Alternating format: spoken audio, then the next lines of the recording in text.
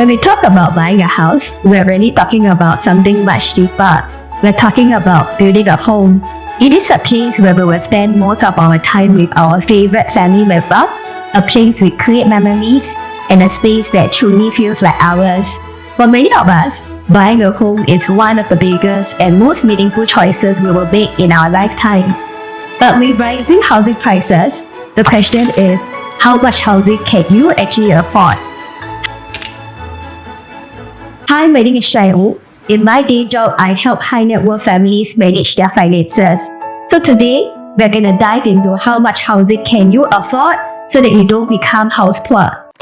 Point 1. Is Singapore housing still affordable? Alright, let's start with some numbers.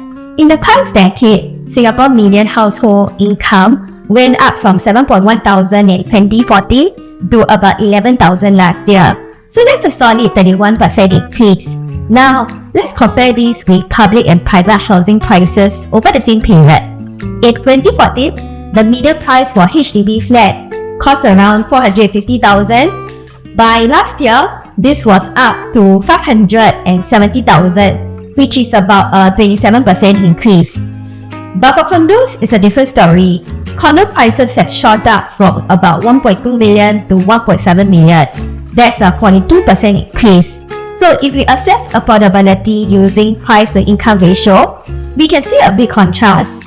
An affordable ratio generally sits at 5 or lower. So for HDB flats, this current ratio is around 4.4, meaning they are still within the affordable range. However, for private properties, this ratio has hit over 13, which is way beyond affordable threshold. In another word, while income have gone up, condo prices have climbed even faster, making private home ownership much harder to reach for an average home buyer. When we talk about housing, we also got to consider mortgage interest rates. Back in 2014, mortgage interest rates were pretty low. It was around 1.4%. So it was a great time to buy a property with low interest rates. Fast forward to the past 2 years, mortgage interest in Singapore have crossed 4%, and only recently this year have the rates started to lower, with fixed rates starting at about 2.4%. Still, this is about a 74% increase from a decade ago, meaning new private home buyers are looking at a much higher monthly repayment. So to sum it up, the rising household income has kept pace with HDB price increases, meaning HDB home buyers should still find it manageable. However, for private home buyers, it is challenging. Income growth hasn't matched the pace of private property price increases, and mortgage interest rates have also risen significantly, making condos less affordable for many. Point number 2. How does the government make housing affordable? In Singapore, the government puts a lot of effort into making housing affordable, and they do this in 2 main ways. The first way is through public housing. Over 80% of Singaporeans live in public housing. We call it the HDB flat, and they are built by the government. So these flats, they are sold at a subsidized price, making it easier for Singaporeans and PRs to become homeowners. So this accessibility to afford public housing is a big reason why home ownership rate in Singapore has consistently hit close to 90%. That is one of the highest in the world, even though Singapore was ranked the most expensive city last year. And the second way the government made Singapore housing affordable is through grants and subsidies. So to make housing even more affordable, the government offers several grants tailored to family situations of different kinds. So this include Enhanced CPF Housing Grant, CPF Housing Grant for resale flats, Proximity Housing Grant, Step Up CPF Housing Grant. Here's a quick example. The CPF Housing Grant for resale flats offers first-time citizen couples buying a resale 5-room flat up to 50,000 in grant money. So this grant can significantly reduce the cost of purchasing a resale flat, making it more affordable for young families and couples who are looking to own a home.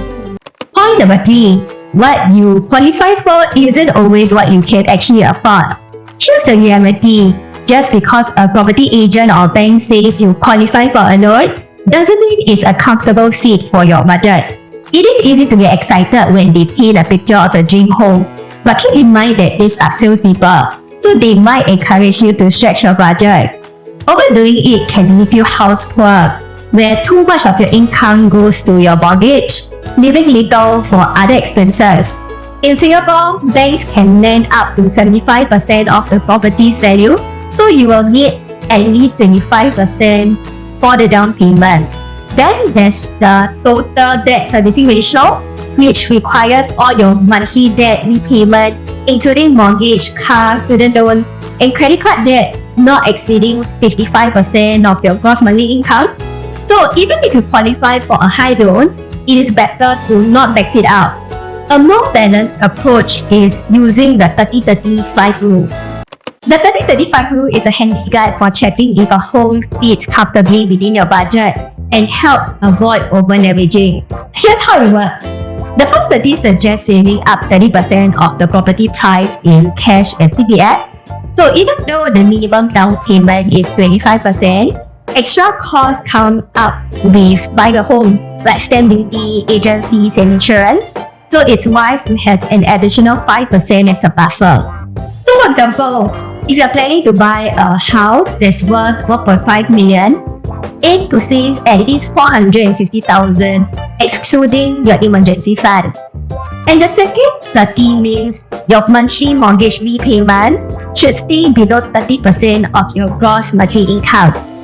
So if your gross income is 15,000 a month, you might qualify for a loan with 8,200 monthly repayment, but it's actually smarter to keep it closer to about 4,500. That way, you will have enough for other needs and won't be overly stressed out if interest rates goes up or other costs might come up. Remember, this 30% limit is based on your gross income before CPF contributions and taxes. So if you're planning to contribute about 1,500 to your CPF and paying about 900 in income tax each month, your take-home pay is actually closer to 12,600. So if you took the 8,200 loan repayment, you will only be left with 4,400 each month for everything else, like your personal expenses, family obligations, and traveling. On the other hand, if you stick to the 30% rule, with a 4,500 mortgage, you will have around 8,100 left for other expenses and likely a surplus of 2,000 to 3,000 each month to save towards your financial goals, like an early retirement or education fund for your kids. The last 5 in this rule refers to keeping property price within 5 times of your annual income. So if your monthly income is 15,000, your annual income is 180,000. And ideally, you should look for a home priced around 900,000 or less. That said, with the property boom during the COVID period, where home prices jumped by around 30%, it is safe to say that many people may have stretched their budget and bought homes that are actually more than what they can comfortably afford. So sticking to a 30-35 rule is a good way to keep things realistic, helping you to make a sustainable choice that fits well within your budget. And it also lets you stay balanced with other life goals so you can enjoy home ownership without feeling weighed down by mortgage. Don't tie yourself down in a physical asset that is so long-term that cannot be easily converted to cash when needed. Remember, a house is meant to be your home, not an investment vehicle. Avoid getting swept up in the market hype by treating it as a tool purely for profit. If you're aiming to invest and make your money work harder, consider more liquid assets like a globally diversified fund, which can offer both flexibility and a higher return. So ultimately, it is all about finding the right balance between owning a home and securing your financial future. Plan wisely to ensure your home supports a healthy financial strategy instead of adding stress. And there you have it. How much housing can you actually afford? By following these steps, you will be well on your way to owning your dream home while building a solid financial foundation for the future. Prioritizing affordability, liquidity, and balance ensures that your home truly adds value to your life and not stress. If you found this video helpful, don't forget to like and subscribe. Let me know in the comments what your priorities are for buying a home, and I'll see you in my next video. Bye-bye!